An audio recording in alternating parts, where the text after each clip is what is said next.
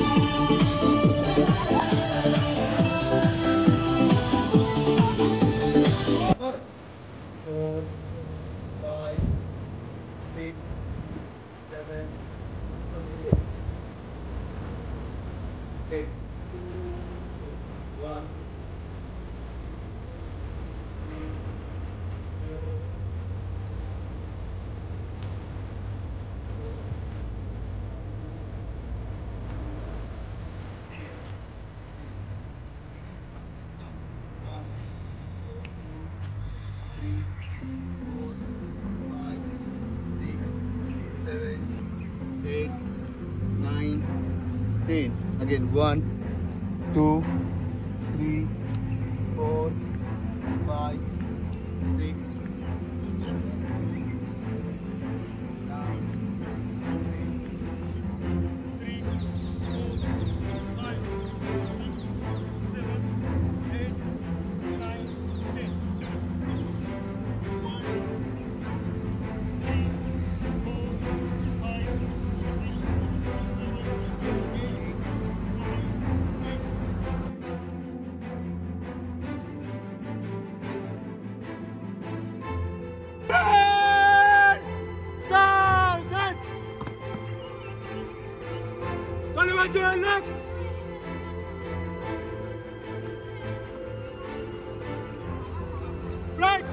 सामने से टेम्पो पर चल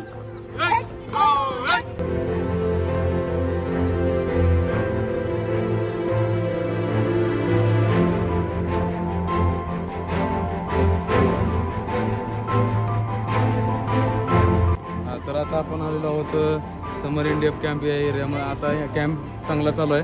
तर आता आपण मुलांच्या प्रतिक्रिया जाणून घेणार आहोत की मुलांना कसं वाटतंय काय. एकदम भारी वाटतं. कसं काय भारी वाटतं? काय काय ऍक्टिव्हिटी केल्या? एन्जॉय केला.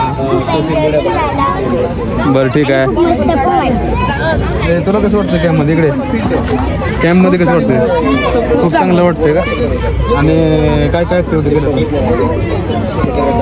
Self defence, karate.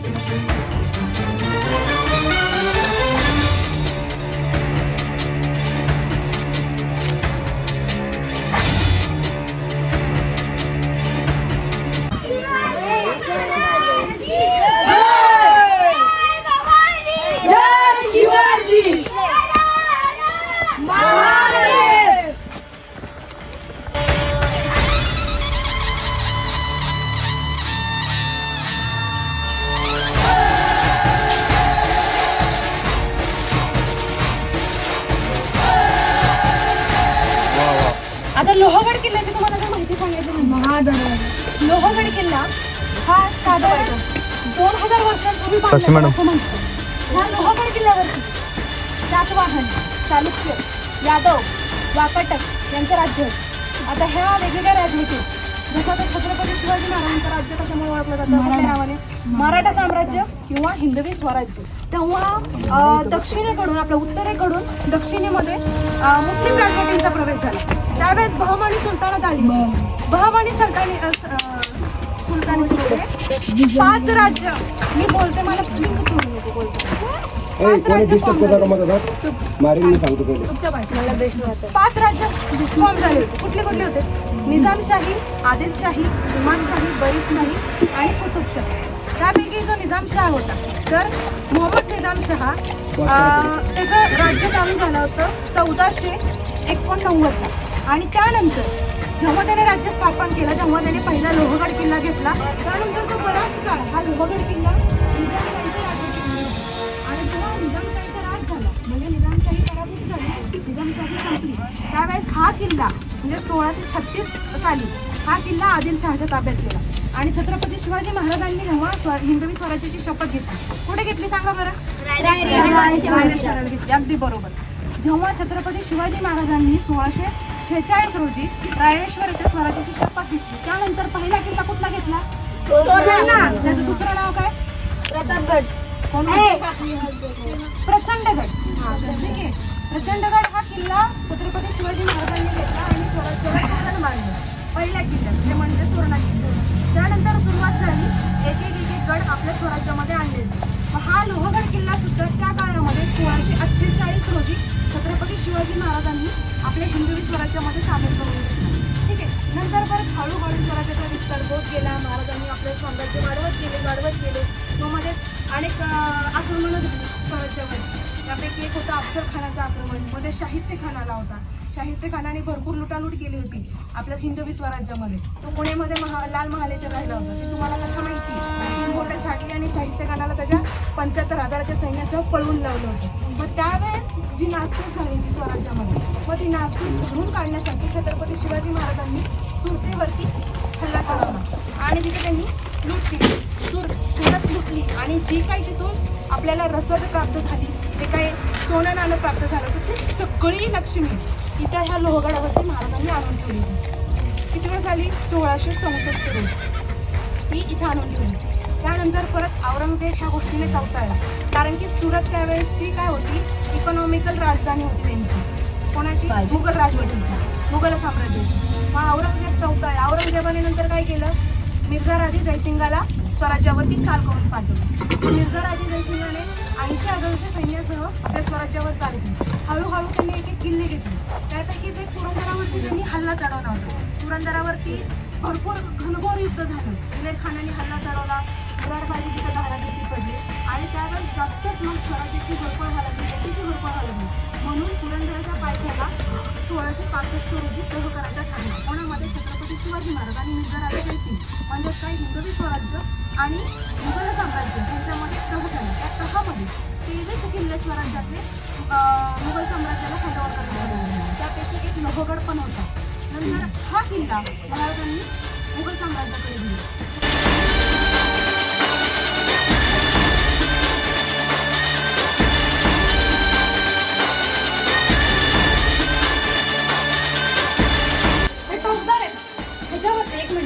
ह्याच्यावरती जर कुठल्या शत्रूने किंवा एखाद्या जनावराने म्हणजे हत्ती घोडे असून त्यांनी हल्ला केला म्हणजे ते हल्ला तर करूच शकत नव्हते, पण जर हल्ला केला तर हे त्याच्यापासून आपल्याला संरक्षण द्यायचे.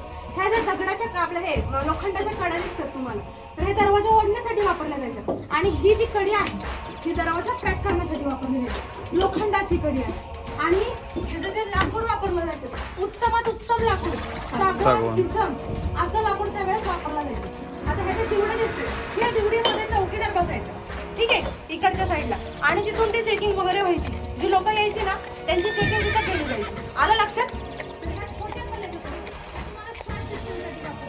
आणि त्याला तेल लावून ठेवलं शाईन करतात. आणि खाली जे आहे ते तोफगाड म्हणजे तोफेला मूव्ह करण्यासाठी त्या तोफगाड्यांचा वापर केला जायचा. हे आजच्या काळातलं काम आहे. छोटं असं म्हणजे नाही का पिहाळण्यासाठी केलेलं स्थान आहे. आतमधून गेल्यानंतर छोट्या छोट्या खिडक्या आहेत तिथे, त्या खिडक्यातून तुम्ही तिथे नजर ठेवू शकता.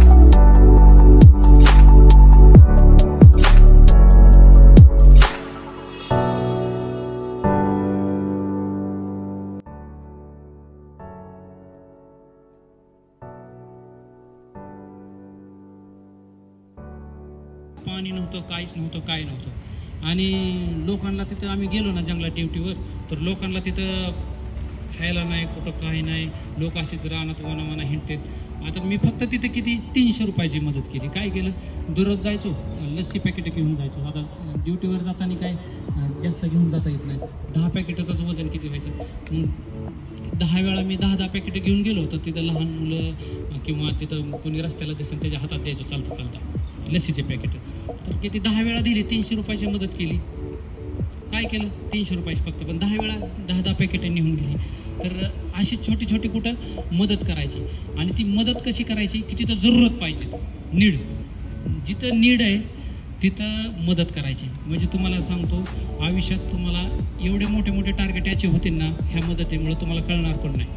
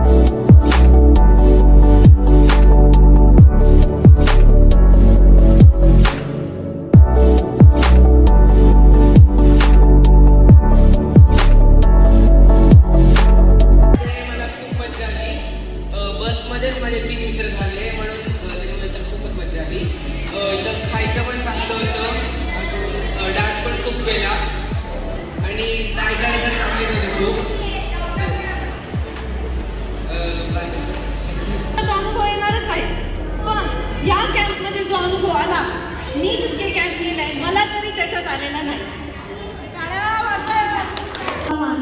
पहिली गोष्ट स्विमिंग, ट्रेकिंग आणि रायफल शूटिंग मला खरंच मजा आली. नवीन नवीन शिकायला मिळालं, कसं पद्धती चालवायची आणि सरांनी पण एक्सपिरियन्सेस शेअर केले. एका रात्री नाचणं, सरांनी कविता म्हणली, मॅजिक ट्रिप पण दाखवली. सो बेसिकली पूर्ण कॅम्पमध्ये मला मजा आली आणि यातलं जेवण खूप आवडलं. So thank you. खूप मजा आली आणि पहिली गोष्ट तर माझे खूप फ्रेंड्स बनले आणि आम्ही फ्रेंड्स खूप मजा केली आणि थोडी भांडणं झाली पण नवीन फ्रेंड्स बनले. कॅम्प खूप आवडला. का आवडला कॅम्प? काय काय झालं कॅम्प मध्ये? गन शूटिंग होत्या, रायफल होती, कार्बन होती आणि पिस्तल होती आणि स्विमिंगला पण नेलं आणि ग्राउंड मध्ये पण खूप मोठ्या मोठ्या ऍक्टिव्हिटीज आणि खूप भारी भारी जेवण पण होतं. तर कॅम्प मध्ये तुम्हाला कसं वाटलं? चांगलं वाटलं, सगळं चांगलं होतं. हा, खूप मजा आली कॅम्प मध्ये स्टार्टिंग टू एंडिंग दिवसपर्यंत. लेक्चर पण झाले चांगले. तुम्हाला म्हणजे त्यातून काय शिकायला भेटलं कॅम्प मधून वगैरे? फिजिकल फिटनेस थोडं भेटायचं, सेल्फ डिफेन्स, तर रायफल शूटिंग, पिस्टॉल शूटिंग आणि मार्क्समॅन रायफल. NDF कॅम्पला येऊन आम्ही खूप काही शिकलो. इथं फुल मिलिटरीवाली ट्रेनिंग दिली आहे. इकडचं प्राण सगळं हार्ड होतं जरा, पण आम्हाला एक शिकायला आलं की तुम्ही आता कुठे पण गेली की तुम्हाला हे एक्सपिरियन्स झाले, मग ते आता हेल्प करणार तुम्हाला, मग इझी वाटेल ते पुढे कुठे तरी असं गेल्यावर. आणि इकडं जे गेम सगळे झाले ते आम्हाला खूप आवडले आणि रायफल शूटिंग जे शिकवलं आम्हाला, मला एमिंग पण खूप भारी जमलं आणि थँक्यू टू NDF कॅम्प की आम्हाला एवढे सगळे ऑपॉर्च्युनिटीज दिले हे सगळं करायला. आणि लेक्चर वगैरे कसं झालं? 2 लेक्चर झाले तुमचे, त्याच्यामध्ये डिटेक्टिव्हचं आणि त्या पॅरा कमांडोचे सरळ ते कोब्रा कमांडोचे त्यांचं झालं, ते कसं वाटलं तुला? लेक्चर पण खूप भारी होते. कोब्रा कमांडरने सांगितलं की जंगलमध्ये ते कसे राहत होते अँड ऑल, आणि इकडचे जे सगळे सर होते त्यांनी पण खूप भारी भारी सांगितलं. जसं की मी तुम्हाला विचारलं की हॅकिंग आणि डार्क वेबबद्दल, तुम्ही त्याच्याबद्दल मला चांगली इन्फॉर्मेशन दिली. हॅकिंग कसं होतं ते पण सांगितलं तुम्ही मला. आणि थँक्यू टू कराटे सर, त्यांनी पण आम्हाला सेल्फ डिफेन्स चांगलं शिकवलं. कॅम्प एकदम भारी होता. पहिल्यांदा कॅम्पवरती आलेली आहे आणि मी पहिल्यांदा आलेली आहे, पण एवढं भारी मॅनेजमेंट आहे. पहिल्यांदा करते जेवण, गन शूटिंग, फायरिंग, डिफेन्स कसं करायचा, अजून मॅनेजमेंट तुमचं खूप भारी, भरपूर काही शिकायला भेटलं. आता दैनंदिन जीवनात खूप धावपळ असते, त्याच्यापासून थोडीशी सुटका म्हणून थोडीशी दिवस हॉलिडे एन्जॉय, त्याच्यामध्येच काही काही चांगल्या गोष्टी शिकता आल्या म्हणून चांगला एक्सपिरियन्स होता. वेपन ट्रेनिंग झाली, ट्रेकिंग झाली, स्विमिंगला गेलो होतो, परत सरांनी जुडो कराटे शिकवले, सेल्फ डिफेन्स घेतला, सकाळी एक्सरसाइज केलं, रनिंग पण केली, असं भरपूर ॲक्टिव्हिटीज झाल्या. पण चालवलं होतं आणि वाटलं नव्हतं निशाणे पण लागतील, बट सरांच्या मार्गदर्शन आणि नेम पण चांगले लागले, एक्सपिरियन्स पण चांगला होता. अच्छा, आणि जेवण वगैरे कसं वाटलं? जेवणही सुंदर होतं. म्हणजे आपण बाहेर मेसमध्ये खातो ते जेवण चवी नसते, बट हे जेवण एकदम घरच्या सारखं चांगलं चविष्ट होतं.